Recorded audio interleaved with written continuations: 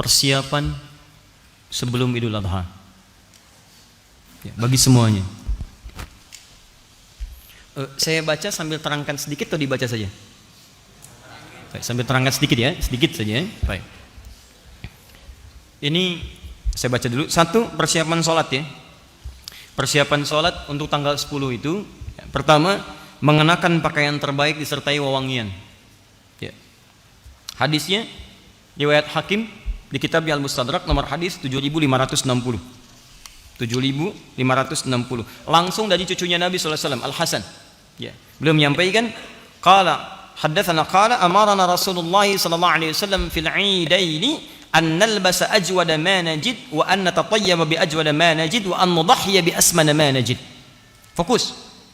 Telah memerintahkan kepada kami datuk kami, Rasulullah sallallahu alaihi wasallam, kakek kami, Rasulullah sallallahu alaihi wasallam, di setiap 2 hari raya, di Idul Fitri, Idul Adha. Apa perintahnya? Ada yang umum, ada yang khusus untuk Idul Adha saja. Di antara yang umum, annal basa ajwada ma najid, untuk mengenakan pakaian terbaik yang kami bisa dapati. Yuk buka. Kalau mau siapkan dari sekarang. Itu sunnah. Ingat sunnah. Dan sunnah untuk Idul Adha, ingat 10 hari pertama pahalanya senilai jihad fi sabilillah.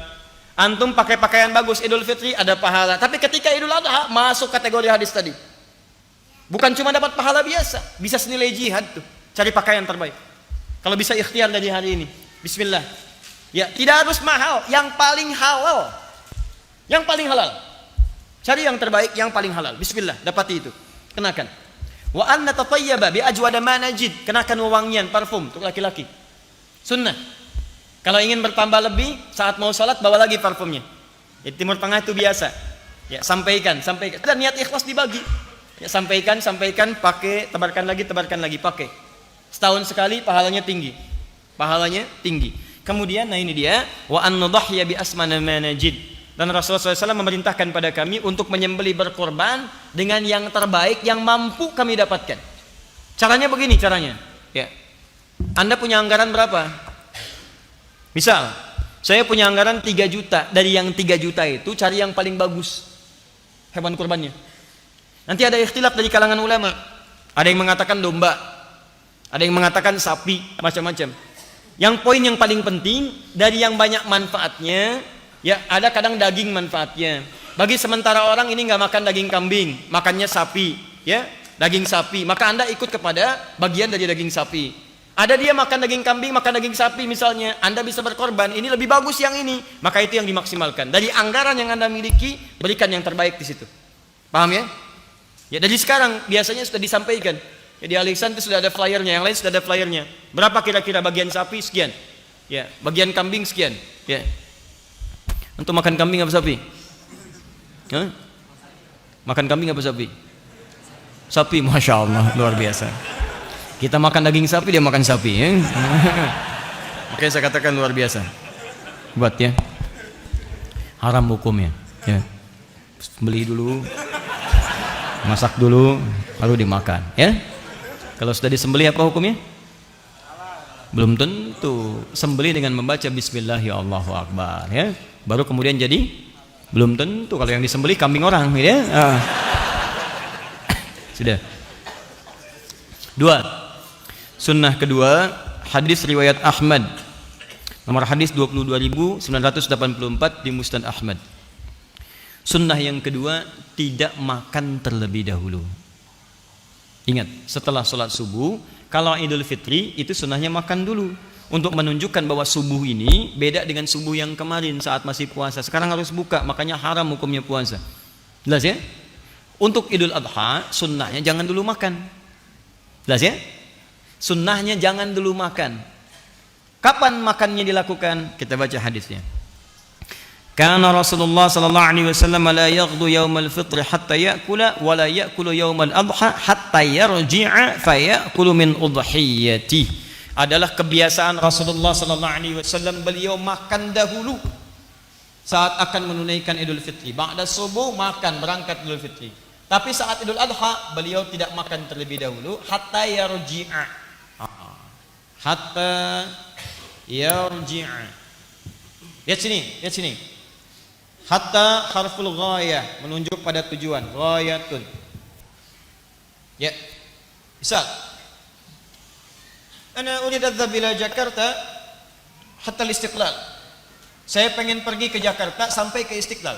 Tujuan paling akhirnya Istiqlal. Jadi kalau sudah ada hatta, ini menunjukkan sampai ke tujuan. Ya. Sampai pulang, tujuannya ke pulang. Dari sholat Id. Jadi kalau sudah selesai sholat, mendengarkan khutbah Idul Adha, Anda pulang. Baru sunnahnya Anda makan. Tapi ingat, yang paling menarik adalah dalam kalimat pulang itu diikutkan fi'il mudhari nih. Ini yang paling indah. Ada ya di depan kata kerja aslinya. Ya rji'a, hatta yarji'a. Ya ini menunjukkan 3 makna, 3 arti. Kalau dalam bahasa Inggris present, continuous, dan future. Ya. Sekarang, kini, terus berlangsung, continuous, terus, atau future yang akan datang. Kalau diartikan konteks ini, sampai pulang, bisa diartikan sampai pulang itu dalam konteks pakai ya ini, sekarang sedang pulang. Maksudnya belum sampai rumah nih. Ya, di perjalanan misalnya Anda lapar. Kalau yang penting sudah meninggalkan tempat, di jalan Anda lapar, silakan makan. Kalau Anda sholatnya dekat rumah, komplek Al Ihsan ini, PTM, PJS, kemudian Greenview, sholatnya di lapangan depan sini. Begitu selesai nyampe rumahnya dekat. Tapi kalau antum dari Bekasi sholatnya di Istiqlal, ya belum tentu cepat nyampe rumah. Di jalan misalnya sudah terasa lapar, ya boleh antum makan di jalan, tidak ada masalah. Tidak ada masalah, silakan. Ya, jadi tidak apa-apa bekal misalnya di mobil, kemudian jangan makan dulu sampai selesai sholatnya, dengarkan khutbah idnya, pulang misalnya di jalan sudah mulai terasa. Apalagi misalnya buka siaran radio, status sudah mulai muncul, gambar-gambar bertebaran, sedang makan ketupat, ya, dan sebagainya. Sementara Anda belum nyampe rumah. Ya, miss call sudah banyak, status sudah dibuat. Ketupat hari ini rasanya begitu pahat, ya kan? Antum belum makan, merasa nggak enak. Jangan tunggu sampai kemudian nyampe rumah. Boleh sekarang, silahkan nikmati. Yang penting status pulang. Udah selesai. Jelas? Di jalan boleh bekal. Ya, awas jangan dilarang. Anak-anak Anda mungkin ikut ke Istiqlal. Usia 6 tahun, 7 tahun. Mah lapar mah, tahannya naknya. Ini sunnah. Sampai rumah, sunnah. Sunnahnya boleh makan. Atau misalnya terus berlangsung. Mau dekat ke rumah, lapar banget gak bisa tahan, boleh. Atau sampai di tujuan, sampai di rumah, silahkan makan. Tidak ada masalah. Mana ambil yang paling mudah. Ya, adapun sunnah Nabi kalau bisa dilakukan, ya, hatta yarji'a fayakulu min udhiyatihi, sampai pulang ke tempat tujuan, kemudian yang pertama beliau makan adalah hasil sembelihannya. Hasil sembelihan. Jadi kalau mau makan yang lebih sunnah lagi, pertama kali dicicipi adalah daging hewan kurban yang telah kemudian disembeli dan telah dimasak terlebih dahulu. Ya. Awas jangan salah mengartikan. Anda baca terjemahan, oh Nabi makan adalah hasil sembelihannya. Masya Allah, sunnah Nabi sembelih. Bukan begitu ya, masak dan seterusnya. Paham ya? Jadi sunnahnya jangan dulu makan, begitu Anda lakukan berpahala. Yang kedua, siapkan makanan untuk pulang. Dan kalau bisa, kemudian yang pertama dimakan adalah hasil sembelihan yang telah dimasak terlebih dahulu. Makanya nanti, kenapa disebut udhiyah dari kata duha? Kalau bisa waktu duha itu, mohon izin teman-teman, itu sudah menyembelih. Nanti kita akan lihat bedanya Idul Fitri dengan Idul Adha. Kalau Idul Fitri agak longgar sholatnya, jam 7 boleh. Karena orang berangkat itu ada yang makan dulu. Tapi kalau sholat Idul Adha jangan kelamaan. Syuruk itu udah dimulai. Sholat. Ya, jadi begitu naik masyrik, lewat satu tombak udah lewat. Ya, kalau sekarang udah 6 lewat 2 menit. 6 lewat 2 menit. Boleh geser dikit 6.15 misalnya. Sunnahnya tuh langsung sholat mulai. Sehingga setengah 7 udah bisa motong. Dari motong ini ada sebagian yang dimasak dan sebagainya, kemudian Anda bisa nikmati. Kenapa disebut udhiyah? Disembeli di waktu duha. Di awal duha itu kalau bisa nyembeli. Jelas ya? Jangan terlampau lama. Anda kerjakan Idul Adha misalnya sholatnya jam 7 itu kelamaan. Nah, itu sunnah. Ya, awas hati-hati, kelihatan sederhana tapi penting.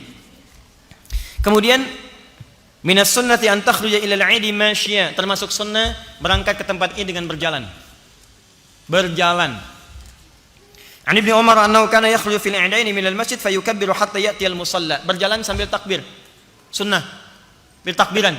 Bahkan masuk nanti hari Ahad, ya tanggal 1 sampai ke tanggal 10 itu boleh bertakbir. Kalau Idul Fitri itu nanti di akhir-akhir dia Ramadan.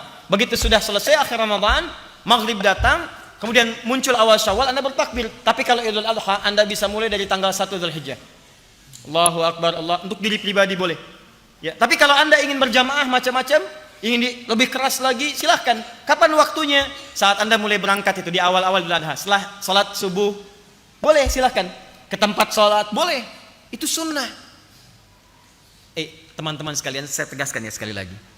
Beribadah di negeri kita, alhamdulillah, itu dilindungi oleh undang-undang. Jadi kalau kita bertakbir, itu undang-undang menjamin. Pasal 29 ayat 2. Negara menjamin kemerdekaan tiap-tiap penduduk untuk memeluk agamanya masing-masing dan beribadah menurut agama dan kepercayaannya itu. Dijamin oleh negara. Di takbir bagi kita itu ibadah. Idul Adha itu ibadah. Takbir dalam Idul Adha itu paketnya ibadah. Jadi kalau malam-malam pengen takbir, dijamin undang-undang. Kalau ngelarang takbir, dia melanggar undang-undang. Boleh silakan, hidupkan, ramaikan, itu syiar. Itu syiar, perkenalkan kalimat Allah dengan cara-cara yang baik. Allahu Akbar, Allahu Akbar. Dan saat berangkat sholat, keluar. Kalau bisa kompak deh. Teman-teman ke satu tempat, kita keluar bareng-bareng. Itu luar biasa syiarnya. Begitu keluar sama-sama, Allahu Akbar, Allahu Akbar. Datang ke satu tempat, itu suasana keislamannya akan terasa lain. Saya perhatikan tuh jarang dipraktekkan, keluar biasa aja, bahkan ngobrol. Kamu kurban berapa? Sapi. Kamu unta? Masya Allah. Unta dari mana? Unta yang mirip sapi, namanya si unta. Cuma ngobrol nggak ada karuan. Kenapa nggak takbir jalan? Itu sunnah. Pahalanya besar. Pahalanya bisa senilai dengan jihad. Berangkat bareng. Jalan sambil berjalan. Nah, jalan yang dimaksud ini jika tempat sholatnya dekat dengan kediaman antum. Sholatnya di depan sini di lapangan, tinggalnya di sana, jalan. Tapi kalau antum tinggal di Bekasi pengen sholat ke Istiqlal, jangan maksa. Begitu sholat subuh jalan ke Istiqlal, nyampe sana bubar. Tayyib. Karena Nabi sallallahu alaihi wasallam idza kharaja ila al-'idaini raja'a fi ghairi at-tariq alladhi kharaja fi. Pulang ngambil jalan berbeda. Misalnya jalan ini dari sini, pulangnya lewat jalan yang lain. Apa faidahnya? Pertama, supaya kalimat takbir menyebar. Semua orang mendapatkan bagiannya. Yang kedua, bagian dari silaturahim. Begitu lewat, melewati rumah berbeda. Ya, bisa bermusafahah, bisa menyebarkan kebaikan dan sebagainya. Bahkan mungkin tetangga Anda non muslim lewat, tebarkan kebahagiaan. Sampaikan, ya. Ajak, ada risalah di dalamnya. Allahu Akbar lewat, salami dia walaupun dengan senyuman, berangkat lagi dan seterusnya. Itu dakwah. Jika memang ada alternatif untuk jalan yang berbeda. Kalau jalannya buntu, jangan maksa. Saya serius. Ini tempat sholat, ini jalan Anda, sini buntu, di tembok begini. Jangan maksa. Begitu selesai mau naik tembok. Wah. Apalagi ngapain? Sunnah Nabi. Wah, sunnah Nabi. Dia yang salah, Nabi yang jadi sasaran. Penunaian sholat dilangsungkan di awal waktu, di waktu yang luas dari proses penyembelihan hewan kurban. Jadi tolong dilakukan ya. Dari Jundub inda Ahmad Ibn Hasan al-Banna fi kitab al-Adhahi qala kana an-nabiy sallallahu alaihi wasallam yusalli bina yaum al-fitri wasyamsu ala qaidi ramhin wal adha ala qaidi ramhin. Nabi itu kebiasaannya mengimami kami kalau Idul Fitri 2 tombak. Tadi ada jeda. Kalau Idul Adha matahari 1 tombak. 1 tombak itu ukuran salat syuruk. Sekarang jam 6:02 sudah syuruk. Apa itu syuruk? Matahari melewati masyrik. Apa itu masyrik? Tempat terbit. Di begitu terbit, di posisi terbitnya terlarang ibadah. Begitu lewat dari situ pergeserannya disebut dengan isyraq. Posisinya disebut dengan syuruk. Kalau sudah syuruk, itu masuk awal duha. Nabi biasa mengimami di awal duha. Sunnah Nabi, Anda kerjakan persis seperti itu, pahala buat Anda. Jelas ya? Jadi kalau bisa teman-teman DKM untuk Idul Adha, berikan selebaran. Sampaikan kita akan sholat di awal waktu lebih awal. 6:04 sholat selesai, khutbah nggak usah terlampau lama ya, 6:30, 6:45 selesai. Begitu selesai sembelih, 7:04 sembelih, jam 10 selesai, 11 selesai, tuntas itu. Bahkan hewan pertama sembelih sudah selesai, masak dan sebagainya, bisa makan lebih awal. Sunnah Nabi ya. Kelihatan sederhana tapi ini penting dan ini akan berdampak pada bagian-bagian yang lainnya. Dilangsungkan di tempat luas dan terbuka kecuali ada halangan, lapangan ya. Karena yang datang bukan cuma orang sholat, perempuan-perempuan yang haid boleh datang, walau dia tidak sholat. Maaf ya, walau dia tidak sholat. Kalau nggak punya jilbab, berikan, bantu. Saya bacakan hadisnya. An Abi Sa'id Al-Khudri radhiyallahu ta'ala anhu qala kana Rasulullah sallallahu alaihi wasallam yakhruju yawmal fitri wal adha ila al-musalla fa awwalu shay'in yabda'u bihi salat thumma yansarif fa yaqumu muqabila an-nas wan nasu julusun ala sufufihim fa ya'idhuhum wa yusihim wa ya'muruhum fa in kana yuridu an yaqta'a ba'than qata'ahu aw ya'muru shay'in aw amara bihi thumma yansarif. Pertama, Nabi senantiasa memimpin masyarakat menunaikan salat, itu tidak banyak bertele-tele. Ya, mengumumkan ayo salat, berangkat ke musalla. Musalla itu tempat lapangan luas. Kalau ada kendala, hadis berikutnya dari Abu Hurairah seperti hujan dan sebagainya, diarahkan ke tempat kemudian yang ada naungannya, seperti ke masjid dan sebagainya. Ingat, yang disebut musalla itu tempat luas. Kalau masjidnya lebih luas daripada lapangan, salatnya di masjid. Misal Masjid Nabawi, Masjid Nabi, lebih luas dari lapangan di sana, maka salatnya di masjid. Masjid Al-Haram lebih luas dibandingkan dengan lapangan yang ada, salatnya di situ. Kalau masjid antum tidak menampung jamaah, ya terlebih ada kalangan yang tidak salat misalnya yang lain, maka lapangan digunakan. Tapi kalau hujan, maka kembali beralih ke masjid. Jelas? Kemudian Nabi melangsungkan khutbah, kalau ingin memerintahkan sampaikan perintah.